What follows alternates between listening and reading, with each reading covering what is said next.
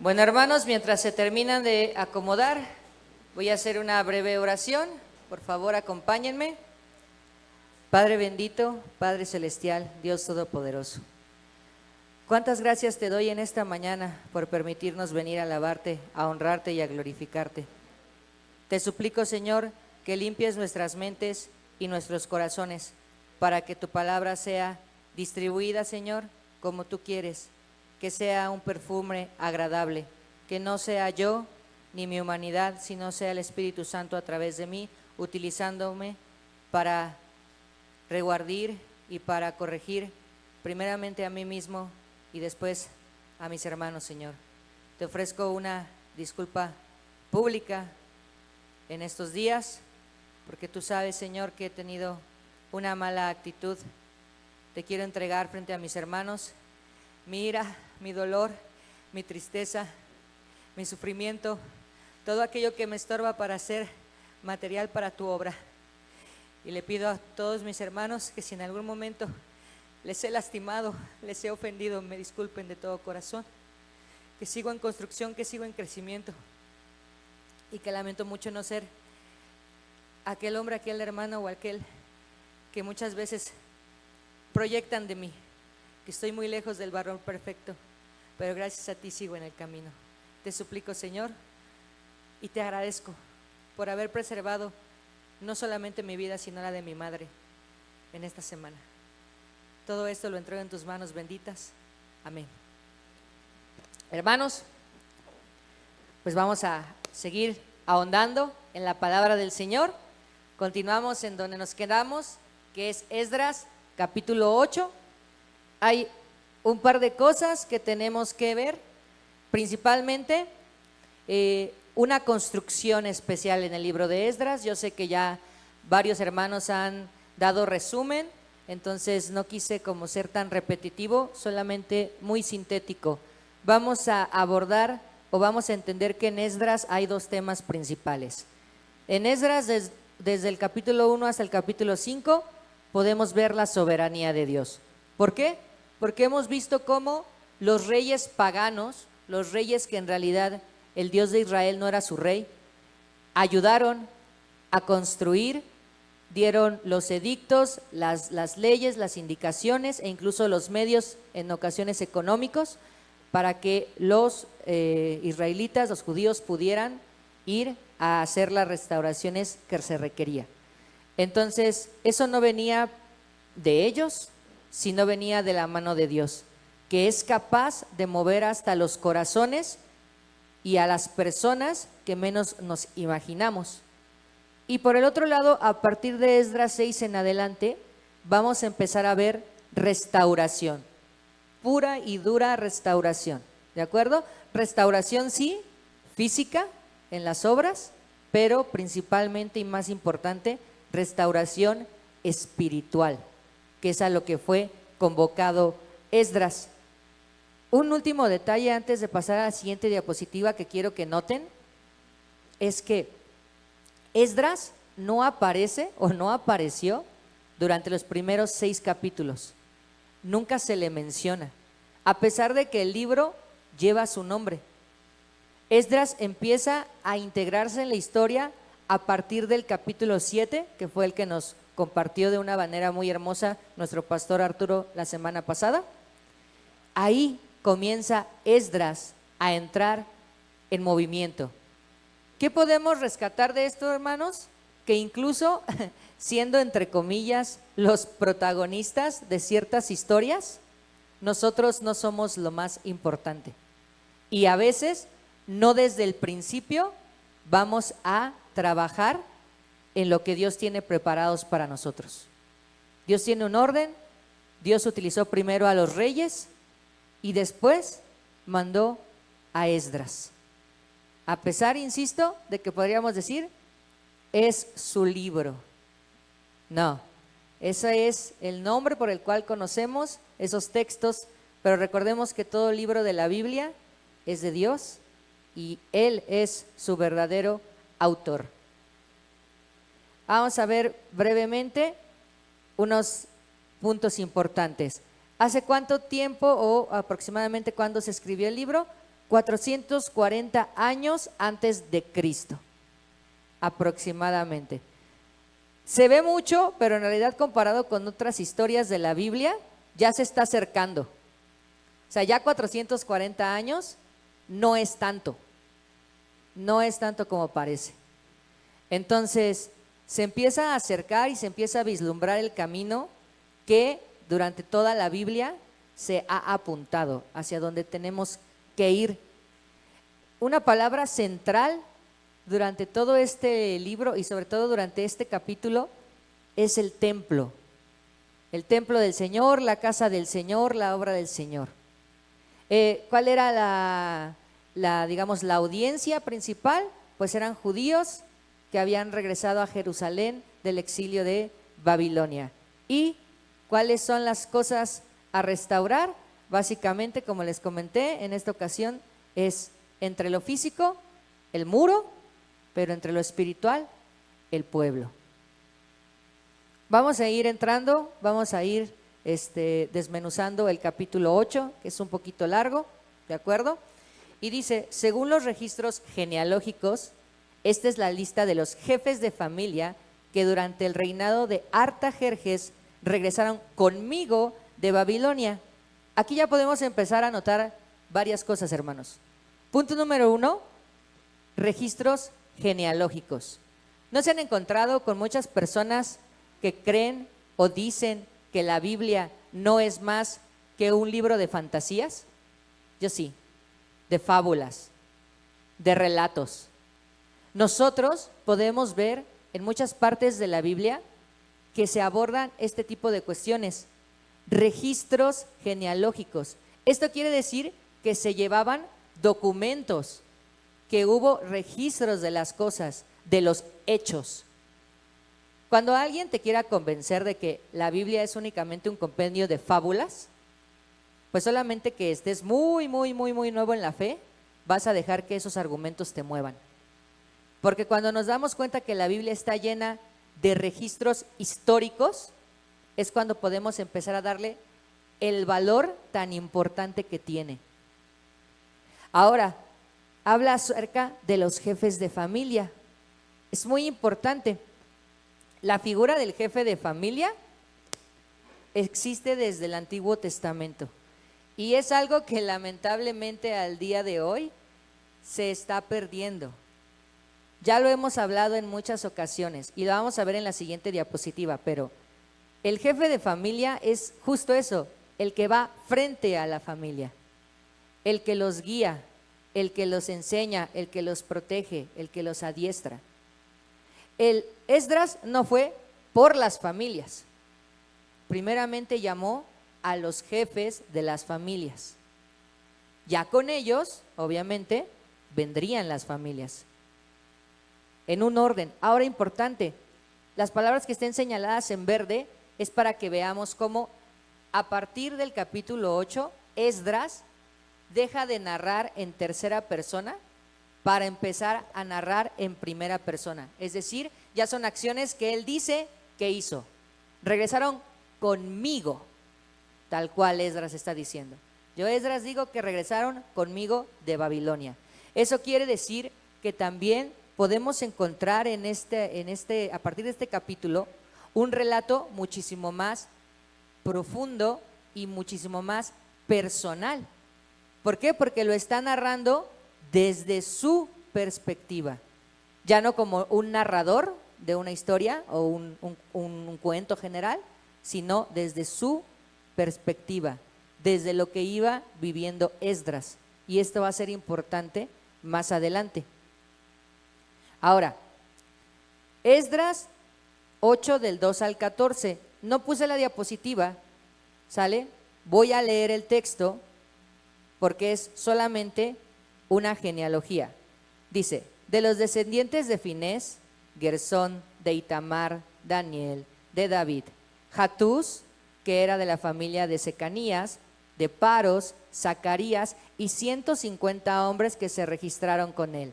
De Pahat Moab, Eliojoenai, hijo de Seraías, y 200 hombres más. De Secanías, el hijo de Jahaziel, y 300 hombres más. De Adín, Ebed, hijo de Jonatán, y 50 hombres más. De Elam, Isaías, hijo de Atalías, y 70 hombres más. De Cefatías, Zebadías, hijo de Micael, y 80 hombres más. De Joab, Abdías, hijo de Jehiel, y 218 hombres más. 10 de Selomit, el hijo de Josifías, y 160 hombres más. 11 de Bemai, Zacarías, hijo de Bemai, y 28 hombres más. De Asgad, Hanán, hijo de Jacatán, y 110 hombres más. De Adonicán, Elifelet, Jeyel y Semaías, los últimos de esta familia, con los cuales se registraron 60 hombres más. De Bigvai, Utai, Sakur y 70 hombres más. Es decir, de los versículos 2 hasta el 14 tenemos específicamente los hombres y los números que regresaron junto con Esdras cuando él llamó a los jefes de esas familias. Si hacemos la suma total, al menos son 1496 varones los jefes de familia. Y como les mencionaba, con ellos vendrían sus familias. Por lo que ya con las mujeres y los niños se estima que podrían llegar a ser entre 7,000 u 8,000 personas. ¿Por qué es importante? Porque dicen, pues es que ya estas genealogías y me aburren y siempre me las salto en la Biblia. No, hermanos, todo es importante. Si bien tampoco se trata de que busquemos tal vez nombre por nombre y las conexiones y que quién era primo de quién o hermano de tal, no. Pero sí es importante, ¿por qué? Porque la cantidad de varones, de jefes de familia, junto con sus familias que fueron con Esdras, es impresionante. Y aún así podríamos decir que se queda corta si hubieran salido todos al mismo tiempo. Porque recuerden que de Esdras a Nehemías, por si todavía no lo tienen como muy claro, hay 3 regresos durante ese periodo. 3 regresos desde Babilonia a las tierras de Israel. Entonces, 8,000 personas. ¿Cuántas personas somos en la iglesia? ¿Cuántas personas somos? ¿100? ¿Cuándo están todos? ¿Aprox? ¿Ni 100? Unas 80. Bueno, unas 80. Imagínense, 80 contra 8,000. Creo que es como el 8%, ¿no? O el 10%, sí, el 8%, ¿no? El 8% de nosotros. ¿Estarían dispuestos, pregunta aquí, para los varones, estarían dispuestos a decirle a sus familias, gente, vamos a dejar todo lo que tenemos aquí, sea poco o mucho, sea cómodo o incómodo, vamos a dejarlo todo porque nos vamos a regresar a una tierra que para este momento nosotros no conocemos, no sabemos cómo nos va a ir, no sabemos qué nos depara allá? Yo creo que más de uno ya está pensando, híjole, voy a tener que convencer a la esposa, eso es lo más importante. O a lo mejor no, pues me voy a tener que ir solo porque me van a voltear la cara y me van a dejar. ¿Quieres irte? Vete tú. Pero eso no era lo que pasaba en los tiempos antiguos. En los tiempos antiguos se sabía que había un orden, una jerarquía. ¿Y por qué? Porque un jefe de familia no era como el jefe de familia del día de hoy. No era a lo mejor ese jefe autoritario, golpeador, borracho, desobligado, no. Era un jefe de familia que velaba y se preocupaba por su familia. Y como se velaba y se preocupaba de su familia, tenía toda la autoridad para decir, ¿saben qué? Yo nunca les he quedado mal, yo nunca he hecho algo que vaya en contra de ustedes, así que si les digo que hay que irnos de aquí, hay que irnos de aquí. ¿Por qué? Porque ellos tenían que confiar todavía más allá de su jefe de familia en Dios. porque quien estaba haciendo ese llamado para restaurar los muros era Dios. Veamos qué pasa con todas estas personas. Dice Esdras 8:15 al 16. A estos jefes de familia los reuní junto al arroyo que corre hacia el río Ahava y acampamos allí por 3 días. Cuando pasé revista a todo el pueblo y a los sacerdotes, no encontré a ningún descendiente de Leví. Entonces mandé llamar a Eliezer, Ariel, Semaías, Elnatán, Jarif, Elnatán, Natán, Zacarías, Mesulán, que eran jefes del pueblo. También a Joyarif y Elnatán, que eran maestros. Ahora, muy importante, a pesar de la cantidad de hombres que fueron con Esdras, interesantemente aquí el texto dice que pasó revista. Para los que a lo mejor no sepan qué es pasar revista, es como de tal cual, así, pase de lista, revisar quién vino, hombre por hombre. Ya quedamos que fueron más de 1000 hombres, imagínate estar pasando lista a más de 1000 hombres. Insisto, aquí somos menos de 80 y yo creo que nos vamos a tardar un buen rato, por eso fueron 3 días, acamparon 3 días, ¿de acuerdo? Entonces, cuando terminan de pasar lista, resulta ser que faltaba algo muy importante. No había ningún descendiente de Leví. Antes de pasar hacia adelante, ¿alguien entiende por qué eso era un detalle chiquito, chiquito, pero muy importantito? ¿Alguien se imagina por qué? ¿Qué hacían los levitas? Servían el templo, eran los que tenían que llevar el sacerdotado, eran parte fundamental de lo que se tenía que hacer, porque Esdras venía no solamente a restaurar lo físico, venía a restaurar lo espiritual.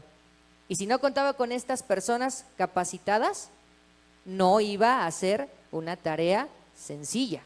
Él no se podía chutar la enseñanza de casi 8000 personas. Necesitaba apoyo. ¿Y qué busca?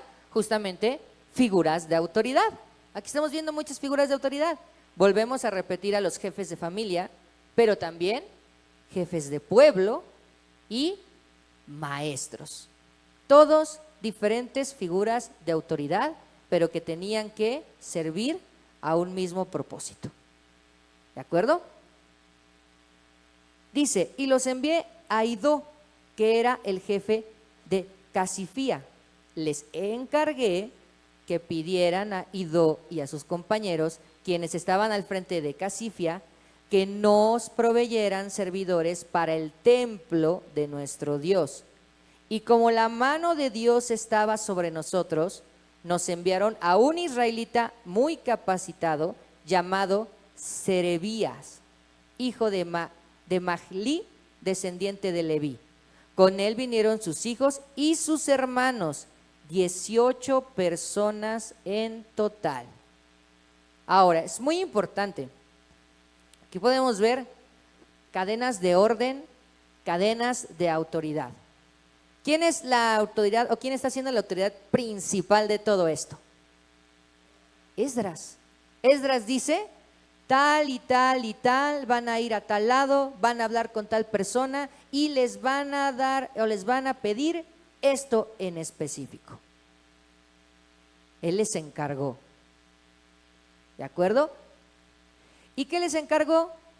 Que proveyeran lo que hacía falta, pero no para ellos. No lo manejó como un a nosotros nos hacen falta levitas. No, necesitamos servidores para el templo de nuestro Dios. Es muy importante reflexionar en cómo se están dando las indicaciones en Esdras, porque a veces creemos pedir algo muy espiritual, pero la realidad es que está saliendo desde nuestra mundanidad. Porque a lo mejor lo que estoy pidiendo creo que es para Dios, pero en realidad lo estoy pidiendo para mí. Cuando yo pido por algo, o cuando yo pido por algo espiritual, sobre todo, siempre tiene que ser para Dios. Si yo, por ejemplo, digo, ay, es que sí me gustaría mucho que Dios me dé un aumento en mi trabajo. Sí, estaría padre. Sí me gustaría, ¿no? Está bien, no es un deseo malo, pero lo estoy pidiendo para mí. Y si a lo mejor en lugar de decir eso dijera, Dios, dame medios para apoyar a tu iglesia. Bríndame los medios para servir a tu iglesia. A lo mejor te dan ese aumento de dinero, pero no lo pediste de la misma manera. Porque ya no lo pediste para ti, sino lo pediste con otro propósito. Porque Dios responde, dice, la mano de Dios estaba sobre nosotros. Esta frase la venimos escuchando. Quien puso atención a la predicación, por ejemplo, la más cercana, que fue la que dio mi pastor Arturo, esta frase ya se repitió varias veces, porque es importante. La mano de Dios estaba sobre nosotros. ¿Ustedes creen que la mano de Dios está sobre ustedes? Al menos hubo unas cuantas voces. Ojalá fuésemos todos. La mano de Dios está con los que son de Él. Y no debemos tener duda de eso, lo vamos a ver un poquito más adelante. A veces, humanamente, pareciera, ¿dónde está la mano de Dios? No la veo, no la siento, pero sigue ahí.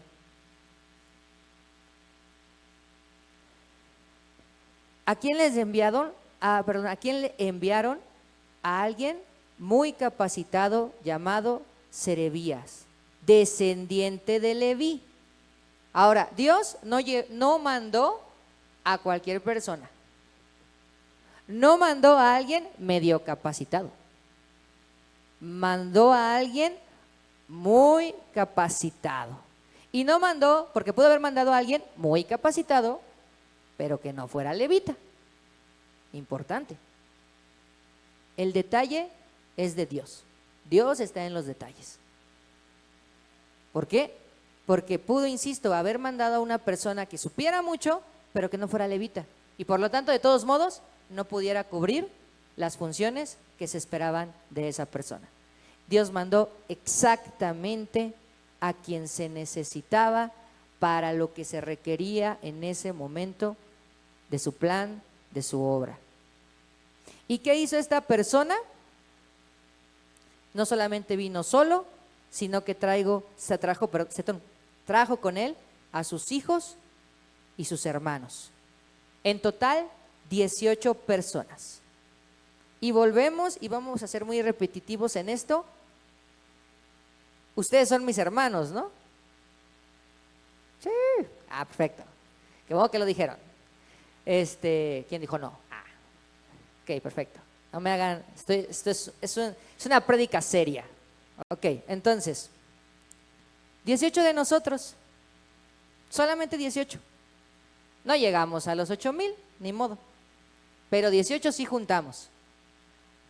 ¿Cuántos de nosotros estarían dispuestos el día de hoy a juntar 18 personas el día de hoy para ir a hacer lo que sea, pero que sea de la obra del Señor? Juntemos 18, ya levantaron la mano por ahí a alguien. Que por ejemplo digan, ¿sabes qué? Saliendo del servicio, vámonos y vamos a hablar de la palabra aquí, a Cortijo, a Sendero, que están bien cerquita. 18, veo manos levantadas. 1, 2, 3. Bien, la presión social se dio. Excelente. ¿Por qué, hermanos? Porque así es la realidad. Porque a veces no estamos dispuestos a trabajar para el Señor, a pesar de ¿qué? De ser las personas idóneas.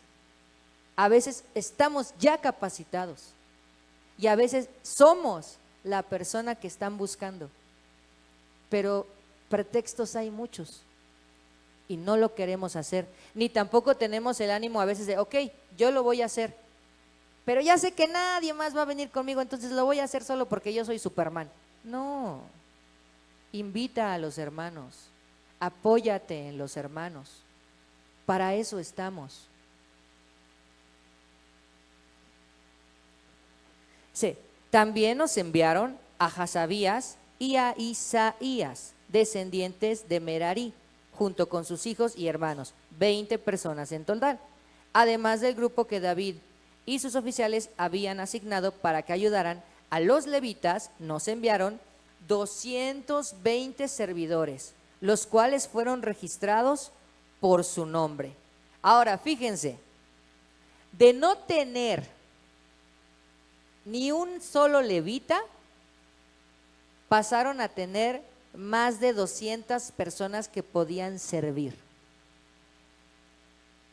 De no tener nada, a más de 200 personas. Porque son las 18, más las 20, más las que están aquí, más de 200. Entonces, ¿es posible? Es posible. Es muy posible que una situación complicada y difícil, Dios la resuelva. Es completamente posible. De que no veas nada, de que no veas salida, de que no veas ni un peso, de que no veas a ni una sola persona a tu lado, Dios puede resolver esa situación. ¿Por qué? Porque es grande, poderoso y misericordioso. Pero Él siempre va a ser así. Entonces, ¿qué pasa con nosotros? ¿Qué es lo que podemos o lo que tendríamos que estar haciendo nosotros? Esdras 8, 21, 23 dice: luego, estando cerca del río Ahava, proclamé un ayuno para que nos humilláramos ante nuestro Dios y le pidiéramos que nos acompañara durante el camino a nosotros, a nuestros hijos y nuestras posesiones. En realidad, sentí vergüenza de pedirle al rey que nos enviara un pelotón de caballería para que nos protegiera de los enemigos, ya que le habíamos dicho al rey que la mano de Dios protege a todos los que confían en Él, pero que Dios descarga su poder y su ira contra quienes lo abandonan. Así que ayunamos y oramos a nuestro Dios pidiendo su protección y Él nos escuchó. Muchas cosas que ver en estos pocos versículos. Esdras, como la autoridad religiosa, espiritual, sabe que parte de la restauración es preparar el terreno. A veces, para restaurar algo, primero tienes que romperlo, tienes que destruirlo para que puedas volver a construir. Proclama un ayuno. Hace unas cuantas semanas aquí hicimos una dinámica con los jóvenes. Fueron 30 horas, ni siquiera llegamos a los 2 días. Y no saben lo poderoso de haber hecho eso con los jóvenes. Sus rostros, su mente, como lo único que podían y querían hacer era estar dentro de su Biblia, porque lo único que les quedaba en ese momento era Dios. Y que al salir de ahí, y testimonio me han dado, han empezado a leer, han empezado a orar, han empezado a hacer cosas que a lo mejor no hacían o habían dejado de hacer. ¿Por qué? Porque el ayuno no es nada más, es que voy a dejar de comer y a beber agua. Eso lo hace hasta la gente del mundo, ¿saben por qué? Para bajar de peso. Así de sencillo. Muchas mujeres, por ejemplo, se matan de hambre solo y exclusivamente porque quieren una figura bien definida. Eso no es ayunar. Eso no tiene nada que ver con Dios. El ayuno verdadero es humillarte. humillarnos ante Dios, pero eso no nos gusta. Somos demasiado altivos, somos demasiado pretenciosos, somos demasiado quejosos. No, es que no voy a aguantar. No, es que me voy a desmayar. No, es que, no, es que, no, es que, no, es que, no, es que, no, es que. Parecemos pollos o gaviotas. No, es que, no, es que, no, es que, no, es que, no, es que, no, es que. ¿Verdad? Entonces no es así. La razón es que justamente eso va a ser doloroso para tu cuerpo físicamente, para tu mente, porque también es desgastante no comer y no beber, pero va a ser fortificado para tu espíritu. Eso es lo que va a crecer cuando verdaderamente entiendas el propósito del ayuno. ¿Por qué? Porque lo que querían era acercarse más a Dios. Hay en estos versículos de la Biblia hay dos maneras en las que tú te puedes acercar a Dios, o nos podemos acercar a Dios, corrijo, a través del ayuno y a través de la oración. No necesitas que se proclame un ayuno de 3 días. Tú puedes ayunar cuando quieras al Señor, cuando tú quieras, el tiempo que tú quieras. Y no tiene que ser martes de oración para que estés orando. Puedes orar cuando tú quieras, el tiempo que tú quieras. Y eso te acerca a Dios. Esdras comenta que le daba pena. ¿Qué le daba pena? Pedir ayuda al rey. ¿Por qué? Porque el rey era un hombre poderoso, sí, que les pudo haber dicho, sí, llévate estos guerreros, estas compañías para que los protejan. Y no porque fuera algo irreal. Vamos a ver un poquito más adelante, traían muchas cosas de valor, muchísimas cosas de valor y muy importantes, que bien los bandidos del camino y los ladrones los pudieron haber despojado de ellas. No hubiera sido ilógico humanamente decir, pues si tengo el favor del rey, le voy a pedir que nos dé protección para ir más seguros. Pero ¿qué pasó aquí? Que no fue eso, que Esdras dijo, y se lo comentó al mismo rey, que la mano de Dios protege a todos los que confían en él. Esdras puso por delante a Dios y Dios los escuchó, dice al final. Y muy importante, y también lo marqué en rojo, sí, Dios protege y está ahí y te cuida y es amor y misericordia y todo eso, pero ¿qué pasa? Que Dios descarga su poder y su ira contra quienes lo abandonan.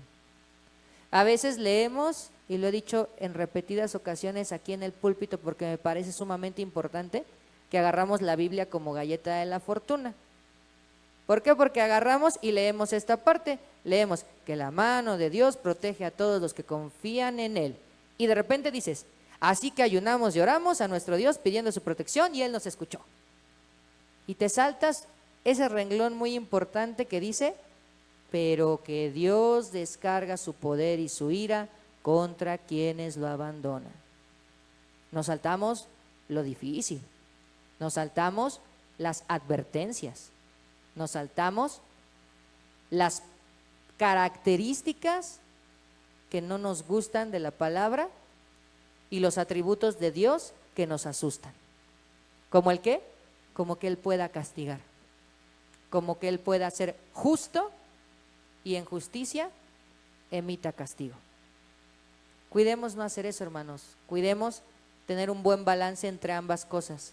Hablemos del amor de Dios, pero también de su castigo. Hablemos del perdón, pero también hablemos de que existe, por ejemplo, la apostasía.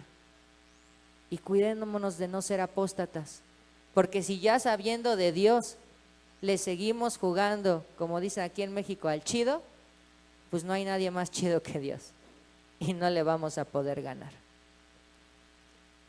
Dice, después aparté a 12 líderes de los sacerdotes, Serebías, Hasabías y 10 de sus parientes. En presencia de ellos pesé el oro, los utensilios sagrados y las ofrendas que el rey, sus consejeros, sus oficiales más importantes y todos los israelitas allí presentes habían entregado para el templo de nuestro Dios. Lo que pesé fue lo siguiente: 650 talentos de plata, utensilios de plata que pesaban 100 talentos, 100 talentos de oro, 20 tazas de oro que pesaban 1000 dáricos y 2 recipientes de bronce pulido de la mejor calidad, tan preciosos como el oro. Ahí está. Eso era lo que llevaban. Sí o no hubiera sido lógico pedir apoyo del rey.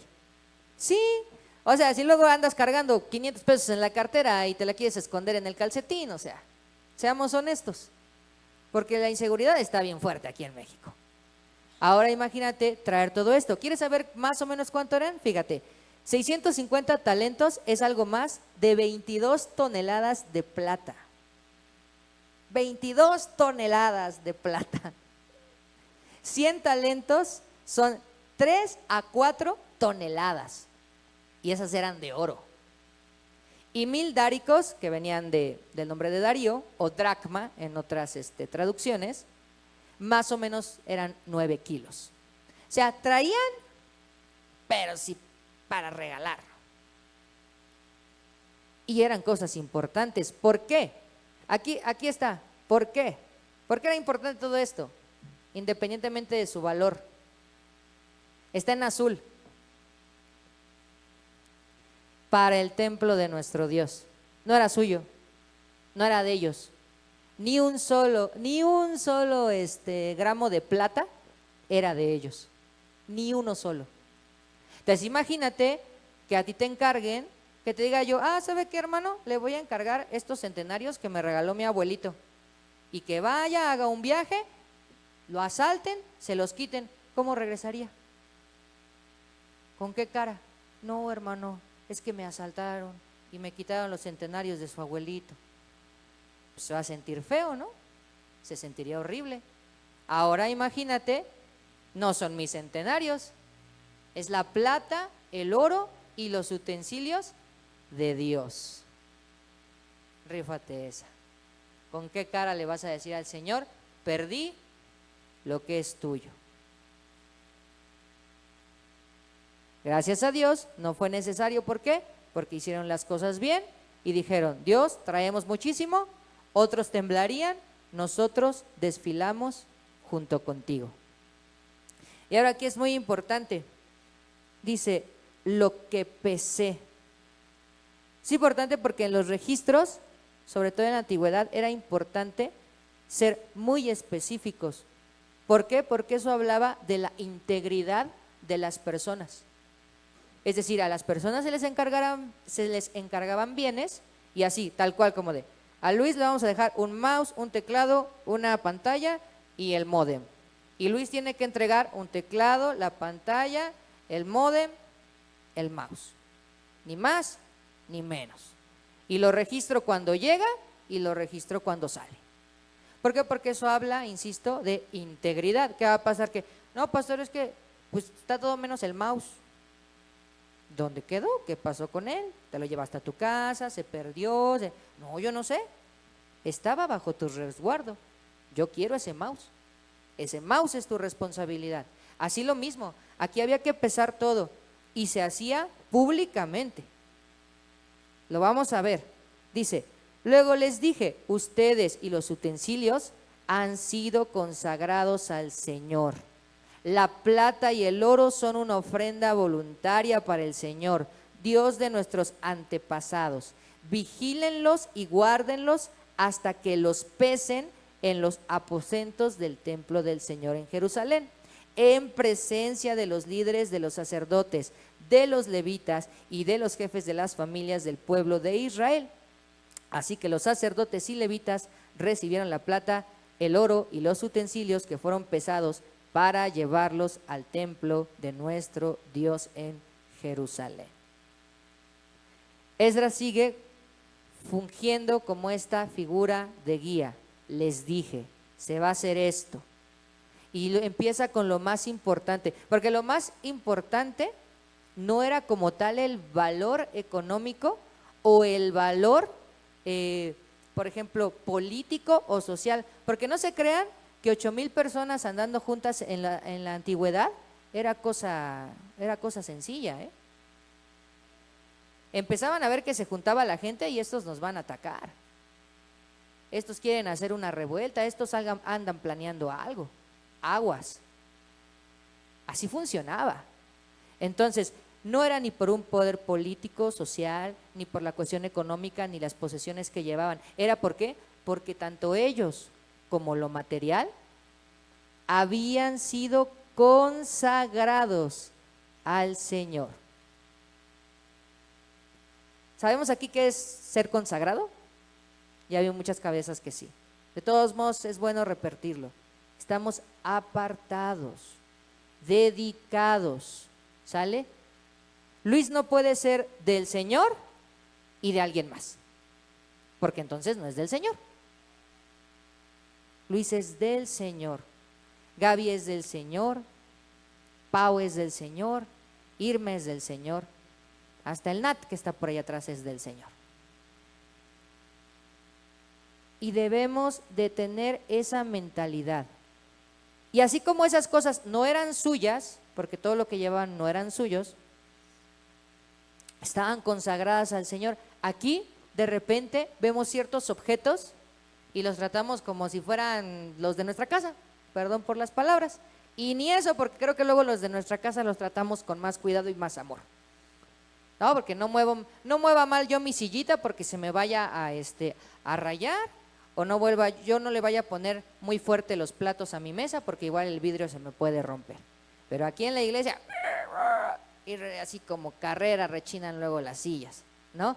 O ponemos donde sea las cosas y que ya se cayó el micrófono o la guitarra, y lo digo por los de la alabanza para que no digan que no nos tiró nunca a nosotros. Entonces, ¿por qué? Porque todo lo que está aquí, todo, desde lo más pequeño hasta lo más grande en material, está dedicado y consagrado al Señor. Y lo deberíamos de tratar con ese respeto, no por el objeto, no, porque a lo mejor ahorita dices, bueno, pues es que estas sillas no son como las más finas, pero así fueran sillas talladas de caoba, no es porque sean de ese material o de ese estilo, es porque están aquí. Lo mismo con cada uno de los que está aquí sentados hoy. Debemos de procurar tratarnos bien, porque cada uno de nosotros sabemos que estamos consagrados al Señor. ¿Y cómo yo voy a ser hosco, odioso, malintencionado, chismoso o lo que sea con una persona que está igual de consagrada al Señor que yo? No soy más especial yo para el Señor, ni aunque esté aquí ahorita en el púlpito, ni aunque esté allá abajo cantando, y se los he dicho muchas veces, no soy más especial yo para el Señor que ninguno de ustedes. Y por eso al principio también me disculpé, porque sé que en muchas ocasiones, por mi ego, mi soberbia y mis malos modos, los he lastimado y no es correcto. Y si así en algún momento te has sentido tú, hermano, te animo a que también te disculpes y que cambiemos juntos, porque todos aquí estamos consagrados al Señor. La plata y el oro son una ofrenda voluntaria. Los 100 pesos que diste casi así arrancándotelos de los dedos, no es ofrenda agradable al Señor. Te doy un consejo, no se los des. No se los des, porque si se los vas a dar así, no tiene caso. Te pareces a cierto personaje del Antiguo Testamento de muy del principio, que se ofende, ¿no? Porque pues, él lleva lo que puede y no lo mejor de lo que tiene. Entonces, si vamos a dar algo, que lo demos de manera voluntaria, sabiendo que el Señor nos lo ha dado solamente para administrar, que no es nuestro, ni un solo peso, ni un gramo de esa plata. Todo es para su templo, para su servicio. Todo tenía un propósito. Esdras 8:33-34 dice, al cuarto día, recordemos que llevábamos 3 en todo esta historia que estamos narrando, pesamos la plata, el oro y los utensilios en el templo de nuestro Dios y entregamos todo al sacerdote Meremot, hijo de Urías, Eleazar, hijo de Finés, estaban allí con él, lo mismo que los levitas Josabad, hijo de Jesúa, y Noadías, hijo de Binui, ese día pesamos y contamos todo y registramos el peso total. Para que no quede duda de lo que les dije, hermanos, se hacía tal cual. Se contaba una vez, se pesaba. Se llegaba, se entregaba, se volvía a contar y se volvía a pesar. Y algo muy importante, se hacía en presencia de las autoridades eclesiásticas o religiosas de ese tiempo, los levitas, los sacerdotes. Ellos tenían que ver qué era lo que se estaba entregando. Eso ya es un súper chiquito paréntesis, yo me puse a pensar sobre de esto. Si los pastores nos enseñaran lo que se ofrenda e hiciéramos el cálculo de cuántos somos, no sé si nos daría gusto o vergüenza. Yo nunca he visto lo que se da, pero sé que muchas veces no he dado. Entonces, cuidado ahí, porque no esperemos, ¿de acuerdo?, cosas ilógicas del Dios lógico, del Dios del orden. No esperemos bendición cuando somos unas personas avariciosas, codiciosas, amantes de lo material y del dinero. Aprendamos a ser más desprendidos en ese sentido.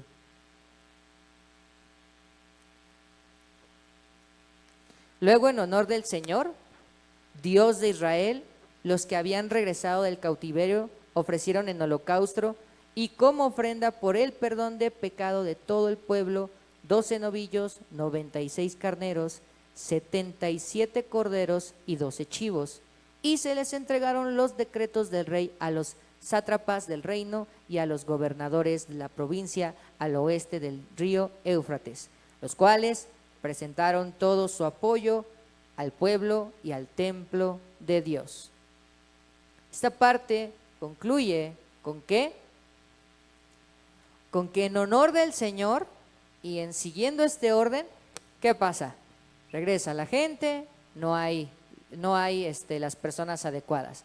Dios concede a las personas, juntan los materiales, llegan, lo entregan. Hubieran dicho ya, hasta aquí. No, ese fue el inicio. Ya tenemos todo para comenzar a reconstruir, reedificar, restaurar. ¿Y cómo nos vamos a restaurar? Ya preparamos el terreno, ya nos acercamos a Dios en ayuno y en oración. ¿Y ahora qué sigue? Pedir perdón por nuestros pecados. Y bueno, en ese tiempo el sistema que se tenía era a través del sacrificio. Hoy ya no es necesario, gracias a Jesucristo. Pero en ese momento era lo que se tenía que hacer. Y se hizo. Y se hizo de una manera grande, en cantidad. ¿Por qué? Porque estaban pidiendo perdón, no solo por mis pecados, en este caso, o los de Esdras, o los de la gente que iba, sino por todo el pueblo, absolutamente todo el pueblo. Y para asegurar que todo fuera igual en ese orden y en esa tranquilidad, se entregaron las indicaciones o los decretos a todas las personas necesarias con autoridad. ¿Para qué? Para que supieran que de aquí en adelante se tenía que seguir y se tenía que construir la obra. Los sátrapas eran autoridades, así como los gobernadores. Y es muy importante, no pertenecían a los judíos. Entonces, aquí volvemos a ver cómo la mano de Dios es la que está permitiendo que aquellos que ni siquiera son de Dios, aquellos ajenos a Dios, no solamente no estorben, porque recuerden que hemos visto en esta historia que hubo un punto en que fueron estorbosos, se estorbó la obra del Señor, no se eliminó ni se paró definitivamente, pero sí fueron de estorbo. Ahora, ¿qué pasa? Que reciben todo el apoyo para que puedan terminar a cabalidad con lo que tienen que hacer.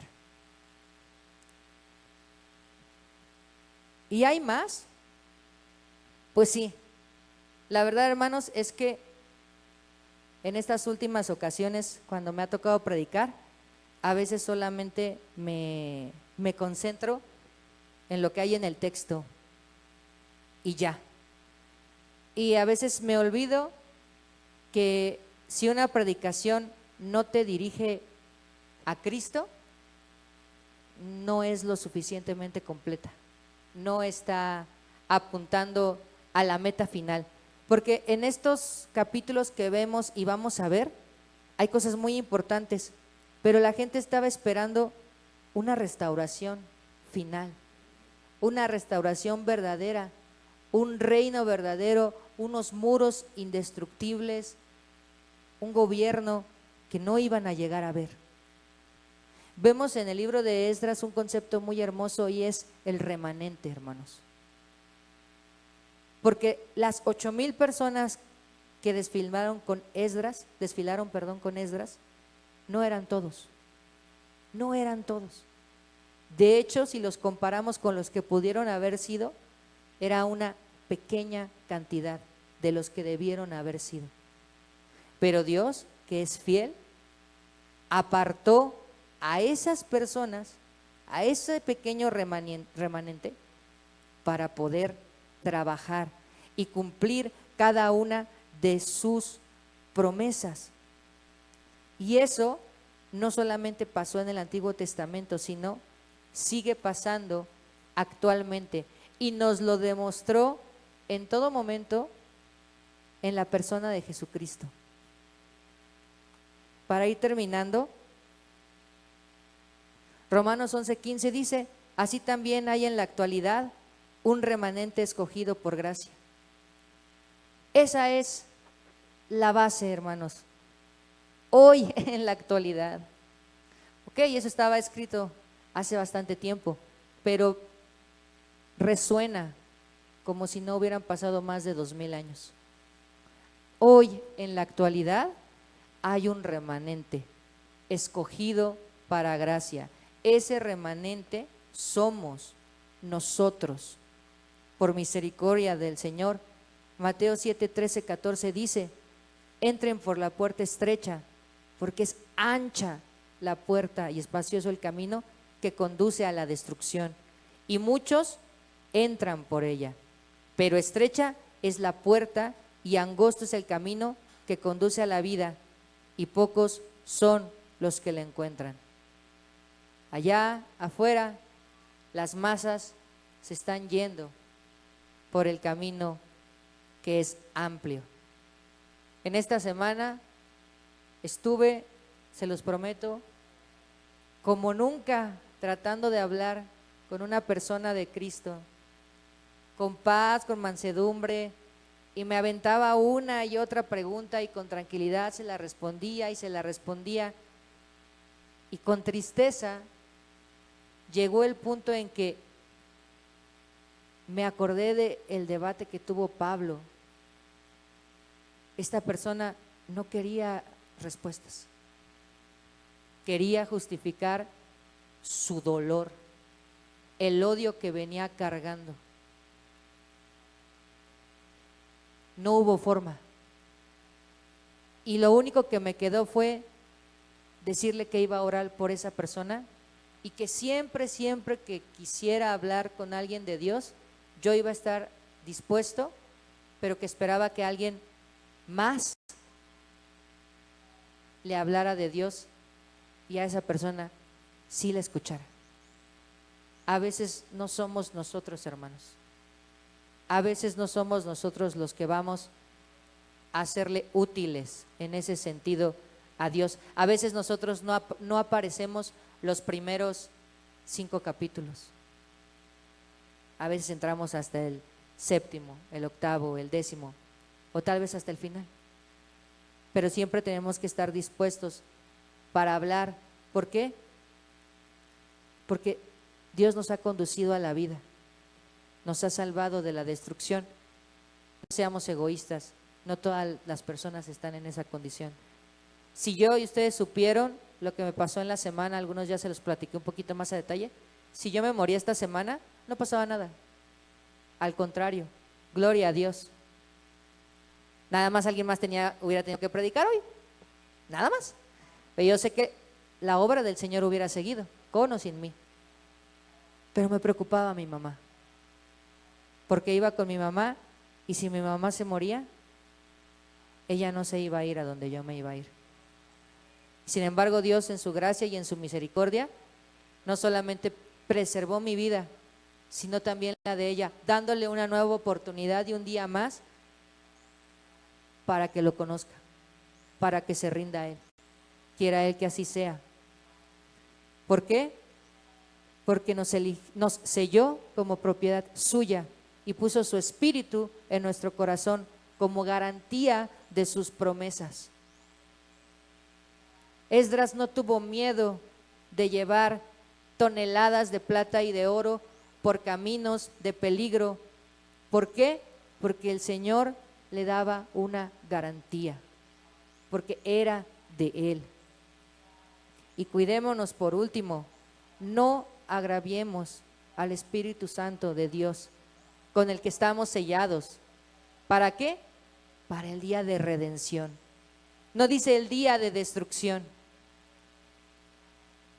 La gente lee Apocalipsis, bueno, los que lo leen, ¿no? Y a veces les da terror, les da miedo porque saben que están del lado de la destrucción. Yo leo Apocalipsis y digo, Dios, que ya llegue, porque es el día de la redención. No estamos aquí para servirnos a nosotros mismos. Estamos aquí para servir a los demás, para hacer lo que Dios nos manda, a veces a través de su palabra, a veces a través de que nos hable directamente, a veces a través de nuestros pastores. El pueblo siguió a Esdras como su autoridad espiritual y muchas veces nosotros no queremos seguir a nuestros pastores o a nuestros líderes como nuestras autoridades espirituales. Hay demasiado que trabajar, hermanos. Solo hay dos caminos, uno de vida y uno de destrucción, uno hermoso y uno horrible. ¿En qué camino quieres caminar? Todo es de Dios, todo es para Dios y todo es por Dios. Reflexiona en eso, no hoy, sino cada uno de los días de tu vida, porque hay más en la superficie de lo que a lo mejor una genealogía en Esdras 8, que a veces te parece aburrida, te podrías imaginar. Vamos a orar, hermanos. Gracias, Padre Celestial, por este tiempo que nos permitiste. Espero, Señor, haber sido de utilidad y te sigo suplicando por mi espíritu, por mis sentimientos, por mis emociones, por mi fuerza física y por la de todos mis hermanos. Guárdale, Señor, líbranos del mal, absténnos de pecar, no nos permita seguir nuestra carne y haznos propicios para declamarte y a tu evangelio a donde sea que nos paremos, a donde tú quieras que vayamos. Ayúdanos, Señor, te lo suplicamos en el nombre de Cristo Jesús. Amén.